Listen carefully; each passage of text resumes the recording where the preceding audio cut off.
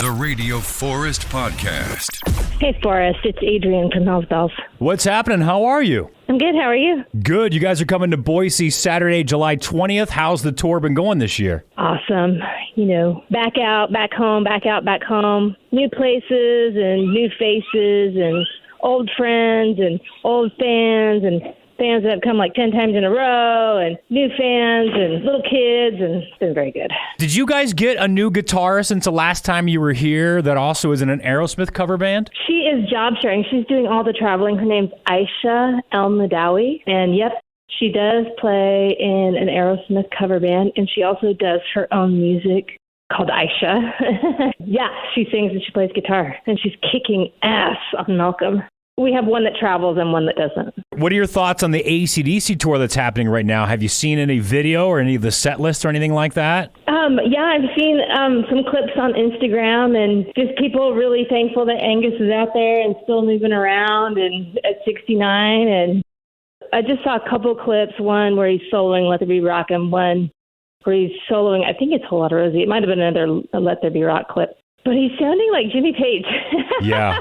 Back in the day, you know what I mean? I think it's bitterly sweet because he's never looked older, so that part made me feel kind of like sad, like, man, it sucks seeing your idols get old. But I'm like, he was old in like the 90s, like when Razor's Edge came out, they had already been the band that they were, and I'm like, that was like 20, 30 years ago. Yeah. Well, I guess if they're, because he was probably, he's 20 years older than I am. And was Razor's Edge 20 years ago? 30 years. Oh, wow. Oh, okay. Yeah. Man, we're all old. actually, probably earlier than that. Probably was like earlier mid-90s, I think. So probably close to 35 years, I guess. Wow. What are your thoughts, not if you necessarily have any, I guess just as an AC/DC fan, on the band touring without Phil and Cliff? No. I mean, if Angus wants to play and Brian's going to come along, it's really Angus's band. So at least Brian's there, but it feels to me like the fans have accepted that it's Angus's band, and if Angus is going to be there, then let's go. Have you heard of any reason why Phil's not there? I haven't read anything or heard anything. Have you any fan rumors or anything like that on what happened? Because we know he had some pretty serious, I guess I'll say legal issues quite a few years back, but I haven't heard anything since then. I haven't heard anything since then, but I assume it's a drug issue and drug addiction issue and an ability to function and work with other people coherently. I imagine that's probably what it is, because even without drugs, it's hard to get along with people on the road. Yeah. Speaking of experience, is that what you're saying? Yeah. Yeah. You know, you're living together and you're not getting a lot of sleep. And I mean, they probably have it way more cush, but you know, it puts your relationships to the test for sure. Like in your ability, your skills to cooperate and be emotionally aware of other people. Yeah. And something I wasn't aware of in the 80s and the early days of AC/DC, until really Axl was singing with the band, and he was like, look, Angus has a no-nonsense approach. There's no drugs, there's no alcohol. And then you realize like him and Malcolm didn't, well, I think Malcolm might have had some issues. But I thought Angus and Malcolm didn't drink alcohol at all. I don't know if they ever had, but at least Angus is pretty like straight and narrow on the road. And like, look, if you're going to come in here messed up, you're just going to have to go, because I can't run the ship like that. Right. Yeah. I mean, when I met him, they just were smoking cigarettes and drinking tea. Yeah. I've heard Malcolm and Angus. Yeah. Tell me about meeting them then. What was that like? Nerve-wracking. Starstruck. Wow, it's a real thing. I just went completely speechless when first we met Brian, and I just went speechless. And then, so when they took us up to meet Malcolm and Angus, I prepared myself. I'm like, you have to not go speechless. So I wanted to ask them about the Back in Black album, but I'm like, no, everybody asked them about that. Don't ask them that. So I asked them about the new release at the time, Black Ice, and Angus was really nice, and he would ask me questions, and he seemed interested to an extent.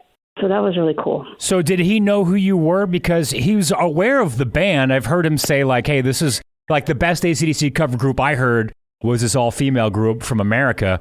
So this is the Black Ice, right? So was he aware in the moment, though, that you were in an AC/DC tribute group? Yeah, he knew that we were Hell's Bells, but he wasn't like, Adrian! Yeah. Oh, my God, I'd faint. I'd faint if he called my name. I'd pass out. Forrest. Yeah. Hey, Forrest. Yeah. Chain smoking. I just wet my pants and fall asleep right, and maybe like, what the hell happened? So this, I'm trying to think of the timeline then. Was Malcolm with the group? Yeah, he would have been with the group, but was he with the tour then? Did you get any chance to meet him? Yeah, I met him. When I asked kind of an innocent, stupid question, but I was a lot younger. Yeah. And he thought it was kind of a ridiculous question because he giggled and everything. But Angus was like, oh, I think it was, kind of played along with my innocence. And he was there, and he really hit it off with the other rhythm guitarist at the time. And they just chit-chatted. I saw the corner of my eye because I was busy talking to Angus. Yeah, it was real cool. And then they wanted to make sure that we played our own music too.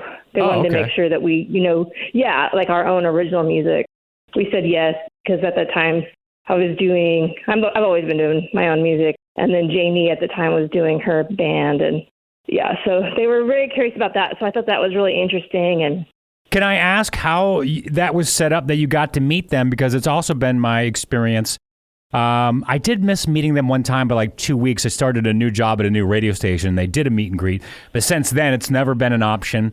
And I know when they played, what was that show out in Power Trip or whatever that concert festival was, nobody was to go backstage. And I think like Dee Snider snuck backstage. But they had like signs and they had guards. And so they don't really do the standard meet and greets as much or at all anymore. So, I mean, I saw the Black Ice tour. And I don't think there was meet and greets at that time either. So can I ask how that happened for you? Yeah, we had a friend named Wade, and back when Stiff Upper Lip came out, he actually introduced Hell's Bells to AC/DC.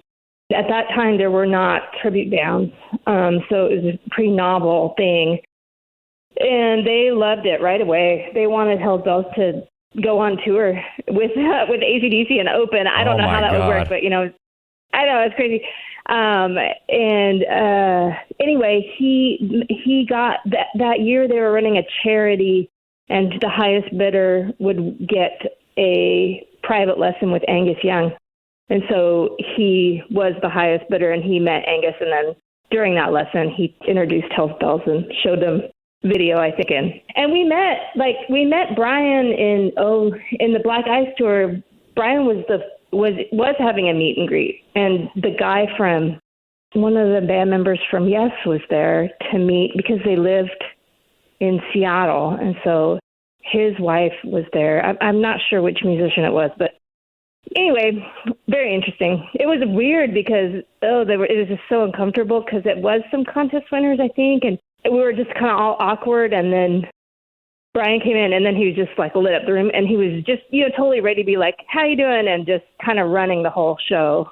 It takes a lot of energy to do a meet and greet, really. I imagine Brian is loud, over the top, and super bubbly. Like, I don't think he could sneak into a room. Is that accurate? Correct. Yeah. Yes, correct. And not because of the singing. It just seems like his personality is very like bubbly and talking and laughing and just jovial. Yeah, and he makes you feel very comfortable. What kind of list would you like to see them set up live? I was thinking about some of my favorite songs I'd like to see them do. I think like Hail Caesar, Ride On, Big Gun, Safe in New York City, and Jailbreaker, stuff that I'd like to see them do. It's not necessarily the radio hits. Do you have any fan favorites of yours that maybe you don't necessarily get to play all the time because they're not the big 15? Or is there any like hidden gems of AC/DC you'd throw in, or that you have thrown in, I guess? I would be very interested to see in order the first side of Powerage, the Rock and Roll Damnation, and then Into Down Payment Blues. I'm going off memory here. Sorry. No, yeah, that's a. I love Rock and Roll Damnation. We were playing that and we recorded it, but the fans. I think because on our level, there's a lot of hardcore AC/DC fans, but there's also people just having wanting a good night. Yeah, you got to play. So I want to hear Back in Black and Shook Me All Night Long. Yeah, so when we would play Damnation, people would look like kind of confused because they don't know. They don't know it. Yeah. I don't know. Playing music for a living, like Rock and Roll Damnation, and then Down Payment Blues. Those are they hit home in my heart, in my soul. So can I ask why the album Powerage? That's kind of an older one. Is that one that you like gravitated towards early, or just through playing this music so often you find his playing on that a little bit different? Because I think his playing is actually quite a bit different on those early albums in a good way. Oh yeah, it's more blues. It's more the lyrics. I don't know, and the rhythm section too. Yeah, man, it's not one thing. It's the package. I don't know. There's also like kind of the cool breakdown of at the end of Down Payment Blues, and I can't think of the other songs. I want to pull out the record. I can look it up right here while you're talking. I'll look it up. Yeah, it's the whole first side, like as if it was still a vinyl split. Because we were. I think because a lot of the lyrics have to do with playing music and not making a lot of money, but like how Bond says, I know I ain't doing much, but doing nothing means a lot to me. I love that lyric. Rock and Roll Damnation, Give Me a Bullet, Down Payment Blues, Gone Shootin', Riff Raff, and then side 2. I forgot. I would add this one, Sin City. I love that song. Up to My Neck. Oh, yeah. I love it. What's Up to My Neck and You? People request that a lot. They request that one a lot? Yes. They request. And it's currently not in the running set, but that one gets requested almost every show, it seems like. Yeah, I like that lately. one. I like that one and Ride On because they don't sound like your typical AC/DC songs. Like, to a non-AC/DC fan, they probably do, but to me, they sound so different. I just enjoy them so much. Yeah, we're playing Ride On right now. That's in the rotation. Oh, no way. I love it. That's awesome. It's like, yeah, me and the singer love that song. They can't play slow, and that's like the only slow AC/DC song in existence. Yeah. Have you ever been to, every year out in L.A., they do a tribute to Bon Scott. Dean Del Rey, I think, puts it on, the comedian. Are you aware of that, or have you ever made it out to that? Yeah, so they do. No, I didn't know about it. Yeah, they do a tribute to Bon Scott. I think I'm saying his name right. The comedian Dean Del Rey, he's got a podcast called Let There Be Talk. He's a huge AC/DC fan. He's had the band on there. But Steve Gorman from the Black Crowes is out there. He plays drums on a couple of songs. And then Bill Burr, the comedian, plays in a couple of songs. But I should... What does he play? Oh, he plays drums too. I forgot. Okay. Sorry, yeah. He's a really good drummer, yeah. But I should introduce you to Steve Gorman from the Black Crowes. He kind of is out there and part of it, but... boy, you ladies would fit right in. So they get up and they have like revolving musicians. They'll get up and each do a couple of sets, but it's only Bon Scott era stuff, and it's quite the star-studded event. Oh, that's cool. Yeah, I'll send you the details or something like that. But well, Adrian from Hell's Bells, she is the Angus of the group. Saturday, July 20th, back in Boise, Idaho, at the Knitting Factory. We can't wait to see you, Adrian. It's great to talk to you today, and we'll see you soon in July at the Knitting Factory. Great, thanks, Forrest.